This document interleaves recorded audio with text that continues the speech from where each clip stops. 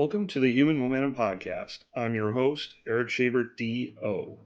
If you are looking to optimize your health and avoid or failing that, manage and recover from the illnesses, injuries, and diseases that stop so many of us from moving forward through life, you are in the right place.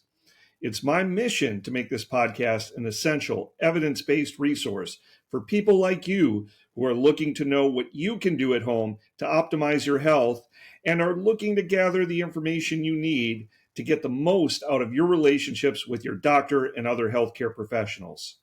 Don't forget to smash that subscribe button if this is your first time here, and please remember to like and share this episode if you find it helpful or informative. Also, be aware that I read all of my comments and will attempt to respond to any questions from my viewers as it is appropriate. With that in mind, let's get on with today's episode. Does consumption of artificial and low-calorie sweeteners damage your ability to think and your ability to remember things? We're going to try and answer those questions and a few more today on the Human Momentum Podcast. I'm your host, Erik Schabert, DO. I'm a primary care physician who has over a decade of experience taking care of patients just like you. Today's study was published a little bit over a week ago in the online neurology journals, a peer-reviewed publication of the American Academy of Neurology. The data stems from an 8-year Brazilian study that involved evaluation of civil servants in the public health system in Brazil. All of the individuals studied were over the age of 35. So the data here showed that in participants between the age of 35 and 60, the highest third of consumption levels of 6 of the 7 artificial sweeteners they studied resulted in decline in cognition and impaired memory. This effect, interestingly enough, was not observed in individuals over the age of 60 that were involved in the study. The artificial sweeteners that did produce memory decline were aspartame, saccharin,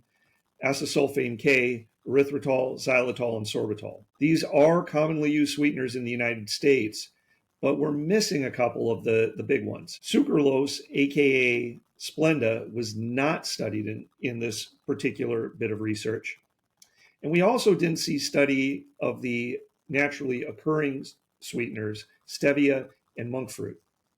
We did see study of a naturally occurring sweetener called tagatose, and that did not produce the memory effects and cognitive effects observed in the other sweeteners. All told, there were 12,772 participants who were included in this study. There were some public health exclusions of civil servants because of either extremely high calorie or extremely low calorie diets, because they did not report their dietary data at one of the endpoints, or they did not complete the cognitive evaluations.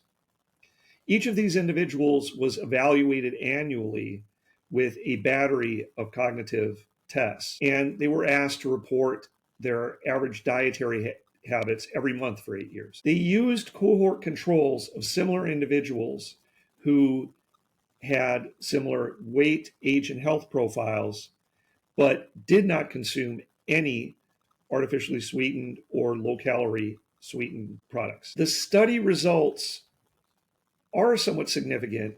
However, we do have to be a little careful to draw conclusions from them because there's some limitations to them. First off, they never really did have a solid mechanism for how these sweeteners would be impacting cognition. In some cases, the products they're studying don't even cross the blood-brain barrier. Additionally, there wasn't really a difference in whether somebody was diabetic or not. In that 35 to 60 age group, individuals showed considerably increased cognitive impairment and memory impairment, primarily focused on language, interestingly enough, whether they had diabetes or did not have diabetes. Individuals over the age of 60 did not show these changes, which is very interesting because we would expect as people got older, they would be more vulnerable to a substance that caused memory and cognitive impairment. We also are very dependent here on self-reporting by the participants in the study, both for artificial sweetener consumption and for dietary consumption of food, estimating calories, etc. Because of that, It is a little bit difficult to try and draw definitive conclusions. Self-reporting is always subject to bias. So even though this was a prospective study, because individuals were looking back over their recent behavior to try and report what was consumed, we do have some serious limitations here on exactly what conclusions we can draw from this study.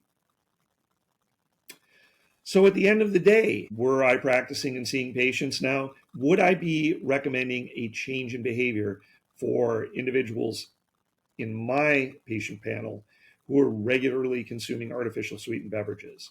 It should be noted that the upper third of individuals, as far as sweetener consumption, we were talking about what would really come down to an average of 2 to 3 artificially sweetened beverages daily, or equivalent consumption of other products with low calorie and 0 calorie sweeteners in them. This doesn't sound like that high a level, but I don't know how common it is for people to consume these products every day, which is what we were seeing when these impacts were occurring. At the same time, I don't think this data is compelling enough that if I had an overweight patient who was trying to lose weight, or a diabetic patient who was trying to get better control of blood sugars, that I would tell them they could not use artificial sweeteners. I don't think this data is that strong. We definitely need further study, including trying to search for mechanisms by which artificial and low calorie sweeteners could be affecting memory. I also would love to see data on sucralose particularly, but also stevia and monk fruit, as these are commonly used sweeteners, and it would be good to know if they have the potential for similar impacts or not. Because if not, they do become an alternative to the more traditionally sweetened beverages that could potentially cause some of these cognitive issues. Well, I hope all of you out there found this helpful and it didn't get too in the weeds for you. If you do have questions, please feel free to leave them in the comments section. I do review my comments and will answer as I can. If you found this helpful, make sure to hit that subscribe button and give us a like and share this content with other people you think could benefit. It really does help me reach more people. Thank you so much, and we'll see you next time back here on the Human Momentum Podcast.